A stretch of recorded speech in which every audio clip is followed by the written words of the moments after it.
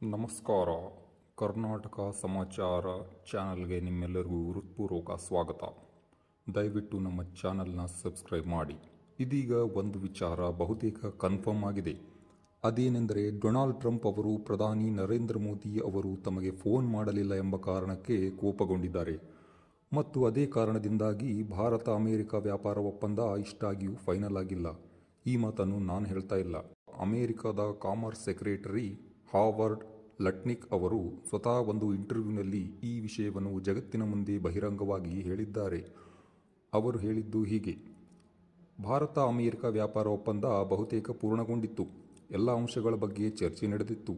Tariff ಎಷ್ಟು, ಯಾವ ಉತ್ಪನ್ನಕ್ಕೆ ಎಷ್ಟು ಶುಲ್ಕ ಎಲ್ಲವೂ ಡಿಸೈಡ್ ಆಗಿತ್ತು. ಆದರೆ ಕೊನೆಗೆ ಟ್ರಂಪ್ ಅವರ ಒಂದೇ ಒಂದು ಬೇಡಿಕೆ ಇತ್ತು: ಪ್ರಧಾನಿ ನರೇಂದ್ರ ಮೋದಿಯವರು ಸ್ವತಃ ನನಗೆ ಫೋನ್ ಮಾಡಬೇಕು. ಅಮೆರಿಕದ ಹೇಳಿಕೆಯ ಪ್ರಕಾರ ಈ ವಿಚಾರದಲ್ಲಿ ಭಾರತದ ಪರ ಅಸಹಜತೆ ಇತ್ತು. ಹಾಗಾಗಿ ಆ ಫೋನ್ ಕಾಲ್ ಆಗಲಿಲ್ಲ ಮತ್ತು ಅದೇ ಕಾರಣಕ್ಕೆ ವ್ಯಾಪಾರ ಒಪ್ಪಂದ ಅಲ್ಲಿಯೇ ನಿಂತು ಹೋಯಿತು. ಟ್ರಂಪ್ ಏಕೆ ಈಗ ಮೋದಿಯವರನ್ನು ಟಾರ್ಗೆಟ್ ಮಾಡುತ್ತಿದ್ದಾರೆ? ಇದಾದ ನಂತರ ನೀವು ಗಮನಿಸಿದ್ದರೆ ಡೊನಾಲ್ಡ್ ಟ್ರಂಪ್ ನಿರಂತರವಾಗಿ ಪ್ರಧಾನಿ ನರೇಂದ್ರ ಮೋದಿಯವರನ್ನು ಟೀಕಿಸುವ ಅವಕಾಶಗಳನ್ನು ಹುಡುಕುತ್ತಿದ್ದಾರೆ. ಭಾರತ ಅಮೆರಿಕ ಸಂಬಂಧ ಹಾಳಾಗುವಂತೆ ಹೇಳಿಕೆಗಳನ್ನು ಕೊಡುತ್ತಿದ್ದಾರೆ. ಹೀಗಾಗಿ ಹಲವರು ಪ್ರಶ್ನಿಸುತ್ತಿದ್ದಾರೆ, ಇದು ಅದೇ ಟ್ರಂಪ್ ಅಲ್ಲವೇ? ನಮಸ್ತೆ ಟ್ರಂಪ್, ಹೌಡಿ ಮೋದಿ ಮಾಡಿದ ವ್ಯಕ್ತಿಯೇ? ಇಷ್ಟೊಂದು ಬೆಂಬಲಿಸಿದ್ದ ಟ್ರಂಪ್ಗೆ ಏನಾಯಿತು? ಇಲ್ಲಿ ಒಂದು ವಿಷಯ ಸ್ಪಷ್ಟವಾಗಿ ಅರ್ಥ ಮಾಡಿಕೊಳ್ಳಬೇಕು. ಅಮೆರಿಕ ದೇಶವೇ ಭಾರತಕ್ಕೆ ವಿರೋಧಿಯಲ್ಲ. ಅಮೆರಿಕದ ಕಂಪನಿಗಳು ಇಂದಿಗೂ ಭಾರತದಲ್ಲಿ ಹೂಡಿಕೆ ಮಾಡಲು ಬಯಸುತ್ತಿವೆ. ಒಮ್ಮೆ ಟ್ರಂಪ್ ಅವರ ಈ ಅಹಂಕಾರ ತಗ್ಗಿದರೆ ಅಥವಾ ಮುಂದಿನ ದಿನಗಳಲ್ಲಿ ಹೊಸ ಅಧ್ಯಕ್ಷರು ಬಂದರೆ ಭಾರತ ಅಮೆರಿಕ ಸಂಬಂಧ ಮತ್ತೆ ಸರಿಯಾಗಿ ದಾರಿಗೆ ಬರುತ್ತದೆ. ಆದರೆ ಇಂದಿನ ಸಮಸ್ಯೆಯ ಏಕೈಕ ಕಾರಣ ಡೊನಾಲ್ಡ್ ಟ್ರಂಪ್ ಅವರ ಅಹಂಕಾರ. ಅತಿ ಹೆಚ್ಚು ಅಧಿಕಾರ ಹೊಂದಿರುವ ವ್ಯಕ್ತಿಗೆ ಅಹಂಕಾರ ಬಂದರೆ ಮತ್ತು ಆ ಅಹಂಕಾರಕ್ಕೆ ಯಾರಾದರೂ ಧಕ್ಕೆ ನೀಡಿದರೆ ಅವನು ಆ ಹಠ ಹಿಡಿದರೆ ಸಮಸ್ಯೆ ಗ್ಯಾರಂಟಿ. ಹಾವರ್ಡ್ ಲಟ್ನಿಕ್ ಏನು ಹೇಳಿದ್ದಾರೆ? ಇತ್ತೀಚೆಗೆ ಹಾವರ್ಡ್ ಲಟ್ನಿಕ್ ಇದನ್ನು ಸ್ಪಷ್ಟವಾಗಿ ಹೇಳಿದ್ದಾರೆ. ಅವರ ಪ್ರಕಾರ ಯುಕೆ ನಂತರ ಭಾರತವೇ ಮುಂದಿನ ಟ್ರೇಡ್ ಡೀಲ್ ಆಗಬೇಕಿತ್ತು. ಇಂಡೋನೇಷ್ಯಾ, ಫಿಲಿಪೈನ್ಸ್ಗಿಂತ ಮೊದಲು ಭಾರತದ ಜೊತೆ ಒಪ್ಪಂದವಾಗಬೇಕಿತ್ತು. ಆದರೆ ಮೋದಿ ಫೋನ್ ಮಾಡಲಿಲ್ಲ.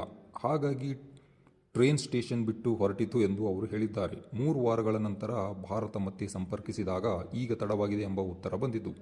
ಆದರೆ ಇಲ್ಲಿ ಒಂದು ಪ್ರಶ್ನೆ ಮೂಡುತ್ತದೆ, ಅದು ನಿಜವೇ ಅಥವಾ ಅಮೆರಿಕದ ಒಂದು ರಾಜಕೀಯ ತಂತ್ರವೇ? ಏಕೆಂದರೆ ಟ್ರಂಪ್ ಆಡಳಿತದಿಂದ ಇಂಥ ಹಲವು ಹೇಳಿಕೆಗಳು ಈ ಹಿಂದೆ ಸುಳ್ಳಾಗಿವೆ. ಭಾರತ ವಿರುದ್ಧ ಒತ್ತಡ ತಂತ್ರ.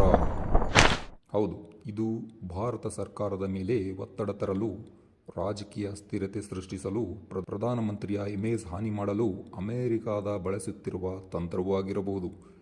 ಇದಕ್ಕೂ ಮೊದಲು ಅಮೆರಿಕ ಹಲವು ದೇಶಗಳಲ್ಲಿ ತಮಗೆ ಇಷ್ಟವಿಲ್ಲದ ಸರ್ಕಾರಗಳನ್ನು ಅಸ್ಥಿರಗೊಳಿಸಿರುವ ಉದಾಹರಣೆಗಳಿವೆ. ಈ ರೀತಿಯ ಹೇಳಿಕೆಗಳು ತುಂಬ ಪ್ರಯೋಜನಾತ್ಮಕ. ಇಂತಹ ಹೇಳಿಕೆಗಳ ಬಳಿಕ ಭವಿಷ್ಯದಲ್ಲಿ ಭಾರತ ಅಮೆರಿಕ ಟ್ರಂಪ್ ಮಾತುಗಳು ವಿರೋಧಾಭಾಸ. ಒಂದು ದಿನ ಟ್ರಂಪ್ ಹೇಳುತ್ತಾರೆ, ಮೋದಿ ನನಗೆ ಕರೆ ಮಾಡಿದರು. ಮತ್ತೊಂದು ದಿನ ಅಮೆರಿಕದ ಅಧಿಕಾರಿ ಹೇಳುತ್ತಾರೆ, ಮೋದಿ ಫೋನ್ ಮಾಡಲೇ ಇಲ್ಲ. ಇದರಿಂದ ಸ್ಪಷ್ಟವಾಗುವುದೇನು? ಅಮೆರಿಕದ ಒಳಗೆ ಗೊಂದಲ ಇದೆ. ಭಾರತ ಈಗ ಏನು ಮಾಡುತ್ತಿದೆ? ಭಾರತ ಈಗಾಗಲೇ ಹಲವು ದೇಶಗಳಿಂದ ಫ್ರೀ ಟ್ರೇಡ್ ಒಪ್ಪಂದವನ್ನು ಮಾಡಿಕೊಂಡಿದೆ. EFTA 4 ದೇಶಗಳು, $100 billion FDI commitment. UK, Oman, New Zealand, European union ಅಂತಿಮ ಹಂತದಲ್ಲಿದೆ. ಬಹುಶಃ ಅಮೆರಿಕಕ್ಕಿಂತ ಮೊದಲು Bharat EU mega trade deal ಆಗಬಹುದು. ಆಗ ಭಾರತಕ್ಕೆ ಅಮೆರಿಕದ ಒಪ್ಪಂದದ ಅಗತ್ಯವೇ ಇಲ್ಲದ ಸ್ಥಿತಿ ಬರಬಹುದು. 500% ಟ್ಯಾರಿಫ್ ಬೆದರಿಕೆ. ಟ್ರೇಡ್ ಡೀಲ್ ಅರ್ಥವೇನು? ಟ್ರಂಪ್ ಹೇಳುತ್ತಿರುವುದು, ಭಾರತ ರಷ್ಯಾದಿಂದ ತೈಲ ಖರೀದಿಸುತ್ತಿದೆ, ಅದಕ್ಕೆ 500% ಟ್ಯಾರಿಫ್ ಹಾಕುತ್ತೇನೆ. ಅಂದರೆ ಪ್ರಶ್ನೆ ಏನೆಂದರೆ, ಇಂಥ ಬೆದರಿಕೆಗಳ ನಡುವೆ ಟ್ರೇಡ್ ಡೀಲ್ ಮಾಡಿಯೂ ಏನು ಸಾಧನೆ? ಅಮೆರಿಕದ ಸುಪ್ರೀಂ ಕೋರ್ಟ್ ತೀರ್ಪು ಮಹತ್ವದ ತಿರುವು. ಈಗ ಅಮೆರಿಕದ ಸುಪ್ರೀಂ ಕೋರ್ಟ್ನಲ್ಲಿ ಟ್ರಂಪ್ ಟ್ಯಾರಿಫ್ಗಳ ವಿರುದ್ಧ ಪ್ರಕರಣ ನಡೆಯುತ್ತಿದೆ. ಈ ತೀರ್ಪು ಜಾಗತಿಕ ಷೇರು ಮಾರುಕಟ್ಟೆ, ಸೆನ್ಸೆಕ್ಸ್, ನಿಫ್ಟಿ ಎಲ್ಲದಕ್ಕೂ ದೊಡ್ಡ ಪರಿಣಾಮ ಬೀರುತ್ತದೆ. ಒಂದು ವೇಳೆ ಕೋರ್ಟ್ ಟ್ರಂಪ್ ವಿರುದ್ಧ ತೀರ್ಪು ನೀಡಿದರೆ ಭಾರತ ಏನು ಮಾಡದೇ ಗೆಲ್ಲಬಹುದು. ಅಂತಿಮವಾಗಿ ಇಂದು ಅಮೆರಿಕದಲ್ಲಿ ಅಸ್ಥಿರ ಅಧ್ಯಕ್ಷ, ಗೊಂದಲಭರಿತ ಆಡಳಿತ, ಇವರೊಂದಿಗೆ ಮಾತುಕತೆ ನಡೆಸುವುದು ಬಹುತೇಕ ಅರ್ಥವಿಲ್ಲದ ಕೆಲಸವಾಗಿದೆ. ಪ್ರಧಾನಿ ಮೋದಿಯವರು ಫೋನ್ ಮಾಡದಿದ್ದರೂ ಅದರ ಹಿಂದೆ ಟ್ರಂಪ್ ಟ್ವೀಟ್ ಮಾಡಿ ಭಾರತವನ್ನು ಅವಮಾನಿಸುವ ಭಯ, ಸುಳ್ಳು ಕ್ರೆಡಿಟ್ ತೆಗೆದುಕೊಳ್ಳುವ ಹವ್ಯಾಸ ಇವುಗಳು ಕಾರಣವಾಗಿರಬಹುದು.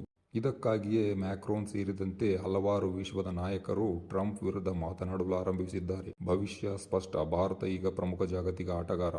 ಚೀನಾವನ್ನು ಬದಿಗಿಟ್ಟು ಹೊಸ ಸಪ್ಲೈ ಚೈನ್ಗಳ ಕೇಂದ್ರ ಯುರೋಪ್ ಭಾರತದತ್ತ ಮುಖ ಮಾಡುತ್ತಿದೆ. ಮುಂದಿನ 10 ವರ್ಷಗಳಲ್ಲಿ ಬಲಿಷ್ಠ ಯುರೋಪ್, ಬಲಿಷ್ಠ ರಕ್ಷಣಾ ವ್ಯವಸ್ಥೆ, ಭಾರತ ಕೇಂದ್ರ ಬಿಂದು. ಅಮೆರಿಕ ಡೀಲ್ ನಂತರವೂ ಬರಬಹುದು, ಆದರೆ ಭಾರತ ಈಗಾಗಲೇ ಮುಂದೆ ಸಾಗುತ್ತಿದೆ. ಜೈ ಹಿಂದ್.